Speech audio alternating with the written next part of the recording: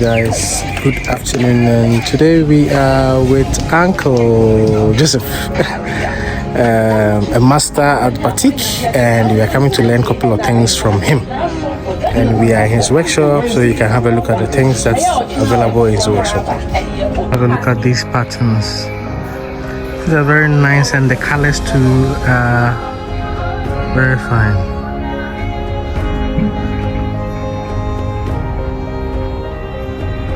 This one is a very nice thing.